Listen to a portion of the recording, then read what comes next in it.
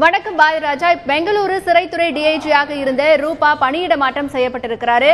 பெங்களூரு சிறையில் அடைக்கப்பட்டிருக்கக்கூடிய அதிமுக பொதுச் செயலாளர் சசிகலாவிற்கு சிறப்பு சலுகைகள் வழங்குவதற்காக லஞ்சம் கொடுக்கப்பட்டது என்கின்ற ஒரு குற்றச்சாட்டை முன்வைத்தவர் டிஐஜி ரூபா. தற்பொழுது அவர் பணியிட மாற்றம் செய்யப்பட்டிருக்கிறார். இந்த பணியிட மாற்றத்திற்கு பின்னணியில் இருக்கக்கூடிய காரணங்கள் எல்லாம் என்ன பாரதிராஜா?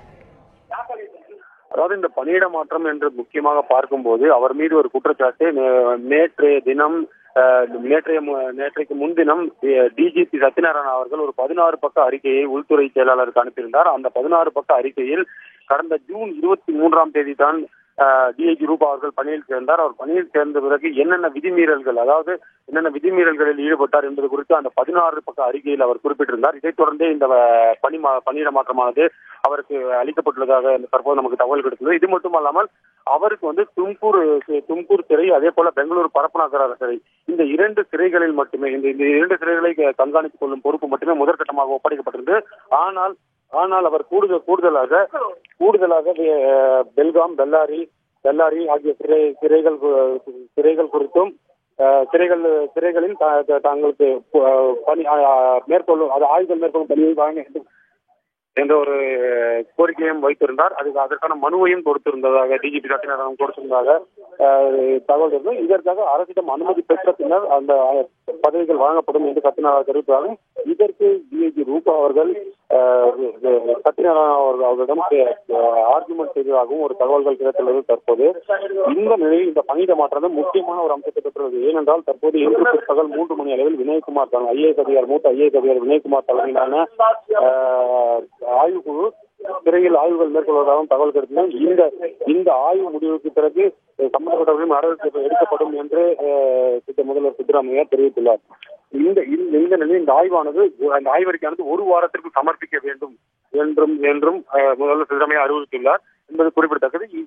முக்கியமான அம்சம் என்னவென்றால் ஏற்கனவே ரூபா அளித்திருந்த 2 அறிக்கைகளில் முதல் அறிக்கையில் இது போன்ற விதிமீறல்கள் நடைபெற்றுள்ளது. அதாவது சசிகலாவுக்கு சிறப்பு அந்தஸ்து வழங்கப்பட்டது, அதே போல கரீம்லால் தெல்விக்கு சிறப்பு அந்தஸ்துகள் வழங்கப்பட்டது பணம் பெற்றுக் கொண்டு என்ற முதல் அறிக்கையிலும் 2வது அறிக்கையில் தனது ஆவணங்கள் கலைக்கப்படுவதாகவும் தெரிவித்திருந்தார். இந்த நிலையில் இந்த பணியிட மாற்றமானது ஒரு முக்கிய அம்சமாக கருதப்படுகிறது இன்றைய சூழ்நிலையில்.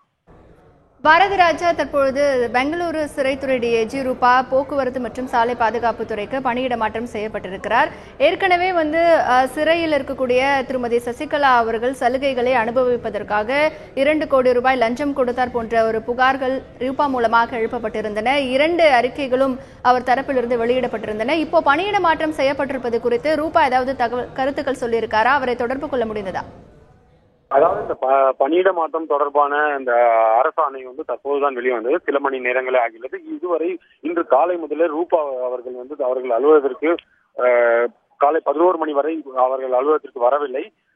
அதன் பின்னர் தற்போது பெங்களூர் விதான சபையில் குடியரசுத் தலைவருக்கான தேர்தல் நடைபெற்று வருவதால் அனைத்து செய்தியாளர்களும் அதே போல போலீஸ் உயரதிகாரிகளும் இந்த பகுதியில் பாதுகாப்பு பணியாக கூர்ந்துள்ளார்கள். ரூபாவை பொறுத்தவரையில் இந்த பணியிட மாற்றத்திற்கு இதுவரை எந்த கருத்தும் தெரிவிக்கவில்லை. மாறாக ஏற்கனவே அவர் தெரிவித்திருந்த போது தன் மீது நடவடிக்கை எடுக்கும் பட்சத்தில் அதற்கான முறையான காரணங்களை தெரிவிக்க வேண்டும் என்று ஏற்கனவே செய்தியாளர் சந்திக்கும் போது அவர் குறிப்பிட்டிருந்தார். ஏனென்றால் தான் எந்த தவறும் செய்யவில்லை, தான் அதிகாரத்துக்கு உட்பட்டே நடவடிக்கைகள் எடுத்ததாகவும் ஆய்வுகள் மேற்கொண்டதாகவும் தெரிவித்திருந்தார். இந்த நிலையில் இந்த பணியிட மாற்றமானது ஒரு மிகப்பெரிய சர்ச்சையை ஏற்படுத்தும் என்று கருதப்படுகிறது. குறிப்பிட்ட இதுவரை ரூபா இந்த பணியிட மாற்றம் தொடர்பாக எந்த பதிலும் அளிக்கவில்லை. ஆனால் நேற்றைய முன்தினம் டிஜிபி சத்யநாராயண அவர்கள் அரசு தலைமைச் செயலாளருக்கு சமர்ப்பித்த அந்த அறிக்கையை தொடர்ந்து இந்த பணியிட மாற்றமானது உத்தரவிடப்பட்டுள்ளது என்பது குறிப்பிடத்தக்கது. இதில் அடுத்த கட்டமாக ரூபா என்ன மாதிரியான நடவடிக்கை எடுப்பார்? ஏனென்றால் விசாரணை குழு விசாரணை நடத்தி அறிக்கை அளிக்கும் வரை அவர் தொடர்ந்து தற்போது பணியிட மாற்றம் செய்யப்பட்டுள்ள அந்த துறையிலேயே பணியாற்றுவார் என்றும், ஒருவேளை ரூபாவின் குற்றச்சாட்டு நிரூபிக்கப்பட்டால் அதன் பின்னர் அவர் மீண்டும் சிறைத்துறைக்கு மாற்ற வாய்ப்புகள் உள்ளதாகவும் தற்போது தகவல் தெரிவிக்கப்படுகிறது. குறிப்பாக அந்த 16 பக்க அறிக்கையில் டிஜிபி சத்யநாராயண அளித்த அந்த 16 பக்க அறிக்கையில் முக்கியமான அம்சமாக என்ன குறிப்பிடப்படுகிறது என்றால் அவர் குறிப்பிட்டுள்ளார் என்றால் தனக்கு கூடுதல் பொறுப்புகளை வழங்க வேண்டும். ஏனென்றால் அவருக்கு ஒதுக்கப்பட்ட சிறைகள் பெங்களூரு பரப்பனாகர சிறை, அதே போல தும்கூர் சிறை, இந்த 2 சிறைகள் மட்டுமே அவருக்கு கண்காணிப்பில் விடப்பட்டது. ஆனால் அவர் கூடுதலாக தனக்கு பெல்லாரி சிறை, பெல்காம் சிறை போன்ற கூடுதல் சிறைகளையும் கண்காணிக்கும் பணியை தனக்கு கொடுக்க வேண்டும் என்று கேட்டுள்ளார்.